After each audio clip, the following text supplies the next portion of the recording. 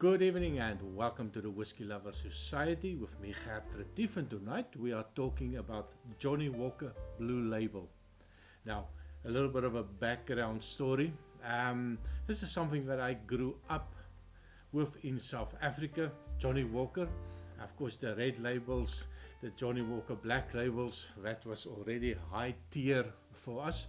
And of course, when we looked at the Johnnie Walker Blue Label, and if memory serves me correct, I think that was the go-to whiskey for all the rich people.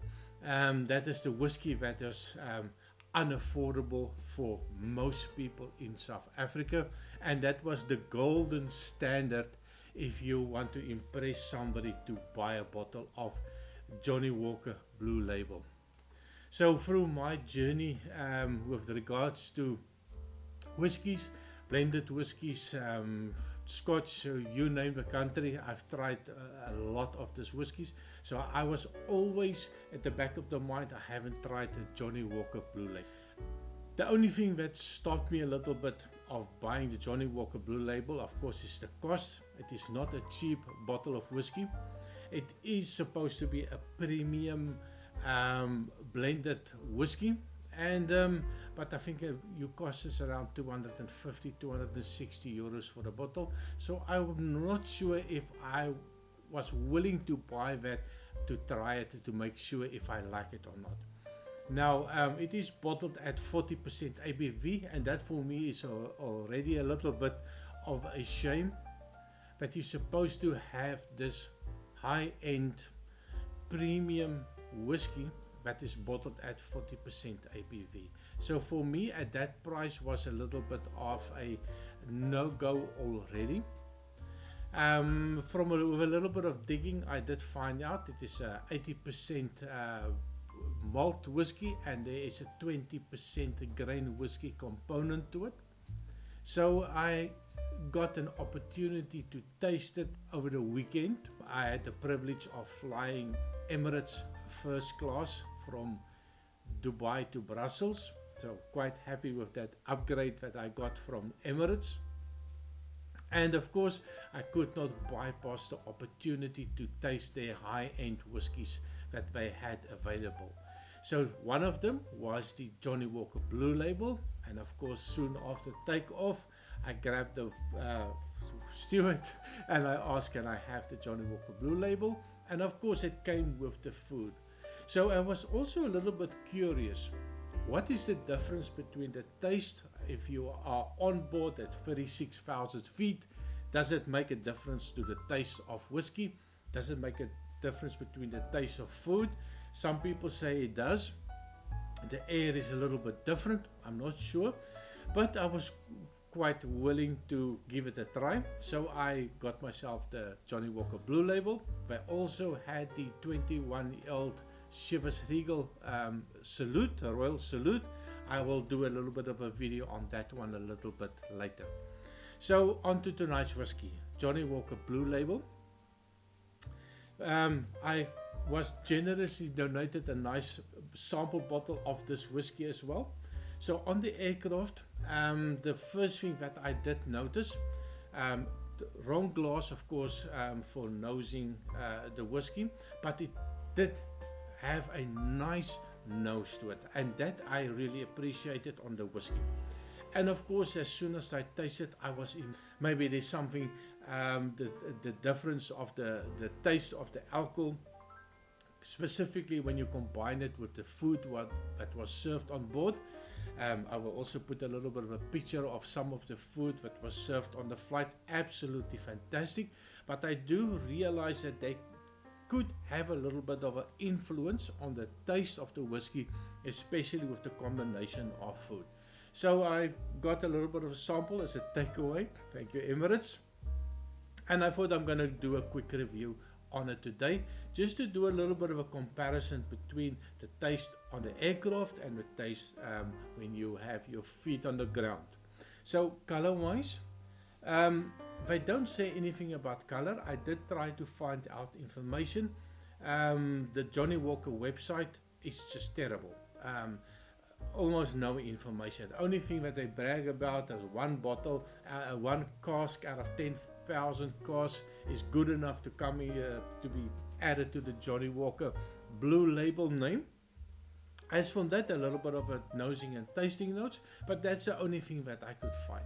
So everything that you've heard tonight is coming from the head, from the mouth, and does it make me happy or not?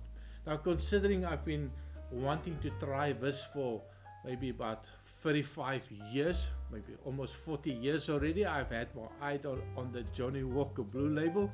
So you can imagine you put something on a very high pedestal that is the go-to dram in South Africa to impress your people, to impress yourself. Get a bottle of this, and in the end, a little bit disappointing, a little bit of a spoiler alert. But color-wise, I do like the color, nice golden color to it, and of course the nose for me is absolutely fantastic. And I also got the same type of nose on the aircraft. But what was a little bit different, I think it was not so much sweetness that came out on the nose. It was less sweet on the aircraft. And I didn't get all the notes that I can get here with a proper glass. So Emirates, you might want to consider change a little bit your glass, not just a normal tumbler glass, maybe a little bit of a nosing glass, especially if you are giving a high-end whiskey. So the nose for me, the first thing that I do get is this lovely loads and loads of vanilla sweetness coming out. Last night when I did a little bit of my notes on it, I also get a little bit of an ashy note. I'm not getting it now, but it was a hint of ash. I get sweet, fruity, almost like a jam type of note coming out. Maybe like a mixture between an apricot and a strawberry jam. Hint of that raisin note coming out. There's also a little bit of a perfumey note coming out. There's a lovely light perfumey note. And then I get a little bit of an oaky spicy note coming out. Now it's only 40% ABV, but it does not feel like 40% ABV. It feels like it could be a little bit higher. That is a little bit of that alcohol sting coming out. How old the whiskey is, I don't know. They don't give us any information with regards to the youngest whiskey in this glass. And after a little bit of time, that vanilla seems to disappear. I think your nose are getting used to the sweet vanilla note. So that vanilla is slowly disappearing in the background, and it feels like it's the spiciness of the alcohol becomes more prevalent for me. I also pick up, not every time, I get a little bit of a green note, almost like when you just when you cut some flowers off and when you put it in a pot, you get a little bit of a green chlorophyll. And every time that I go back into the glass, it does feel like there's an evolution. A little bit of a caramel note coming out now, a little bit of a chocolate note coming out, a little bit of dried fruits are becoming a little bit more elevated, but less raisins, more like prunes or maybe a dried fig note coming out. Now, they do say there should be an element of a smoke in it. A small percentage. I'm not sure from which distillery that would come from. I read some years ago that there could be some Kalila smokiness in it. I'm not sure. You're going to have to fact check me, or maybe somebody knows. Leave a comment. Tell me which distillery provides a little bit of a smoke. But I do not get that smoke on the nose. If somebody would give me the glass and say there is a smoky element, I don't get it. So now it turns a little bit into something like vanilla ice cream. Oh, this is really, really nice. Also a little bit of a dried orange peel, and reminds me a little bit of a well-oiled old leather boots. This is absolutely, the nose for me, that's fantastic.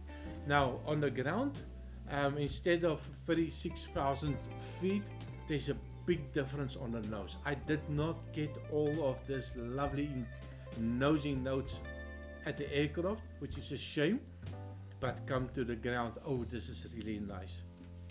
And I remember on the aircraft, I was excited to taste it, and it is disappointed when I tasted it. Now I tried it last night. I'm not going to give you the spoiler on this one, but I did try it last night again. I was not really that happy with it, but let's try again. So on the taste, cheers. I must say it is a little bit better for me. I think it also got a little bit of a time in the glass. The sample that they gave me came from a full bottle. I was the only one on the aircraft that was drinking Johnnie Walker Blue Label, so it's a fresh bottle that they opened up for me, and I had 2 or 3 grams of that, and then they pour me a sample as well. So it is much better than it was on the aircraft. In the aircraft, the most that I could pick up was a very tart, alcohol punchy, very spicy, dry notes, a lot of tannins coming out. So it was not for me a pleasant experience. Now, definitely an improvement than at 36,000 feet. Let me just try here. Definitely an improvement. But still, it is a spicy whiskey. It is an oaky whiskey. It's got a lot of tannins in it. It's got a lot of bitter notes in it. It's not even the dark chocolate. Well, if you have to compare it to dark chocolate notes, I would say it's a low quality dark chocolate. Not overly pleasant, especially if you don't like oaky spicy whiskey, then definitely this one is not for you.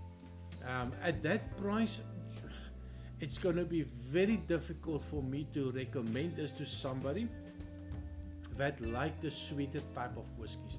If you take the nose of it and you compare it to the taste, it's completely worlds apart for me. I love the nose, but the taste is really disappointing. It tastes youthful. It tastes like young whiskey to me, and I know it's not a young whiskey. This is a premium blended whiskey. But unfortunately for me, at 36,000 feet or on ground zero, I was definitely not happy with this one, and I would definitely not recommend it for somebody that want to experience Johnnie Walker. See if you can get a sample bottle. A lot of online stores will now sell you a little bit of a sample. Try it before you buy it. I am very happy. In the Dubai airport, I did a quick review of the Dubai airport. I will put a link over here if you want to go see. They have loads and loads of Johnnie Walker Blue Label. I was tempted. I had a bottle in my hand and I was thinking, should I buy it? And that was on the way to Nairobi, and on the way back, luckily I tasted it beforehand, and I realized that this is definitely not the whiskey that I would buy. And in fact, the Johnnie Walker Green Label for me is so much better than this one. So if you really want to enjoy Johnnie Walker and you don't like the bitter notes, go for the Green Label, 15-year-old Johnnie Walker, fantastic. This one for me, really disappointed in it, and I am glad that I got to taste it. I'm glad that I had experience that I've been looking forward to for 35 years. So been there, done that, got a t-shirt, but definitely that's not something that I am going to buy in the future. So that's me on the Johnnie Walker. The next one that I will review is the 21-year-old Chivas Regal, also from Emirates. And it did make me a little bit of a happy person when I tasted that one. So thank you very much for watching. Please, you came this far. Please remember to like and subscribe. And leave a comment. Tell me what your impressions of the Johnnie Walker Blue Label is. Is there something that you would recommend? Did you enjoy it? Would you prefer maybe something a little bit younger, the 15-year-old Green Label? Or what do you think about the up-and-coming Chivas Regal 21 Royal Salute? Like to hear your opinion. So thank you very much, and I see you next time. Cheers!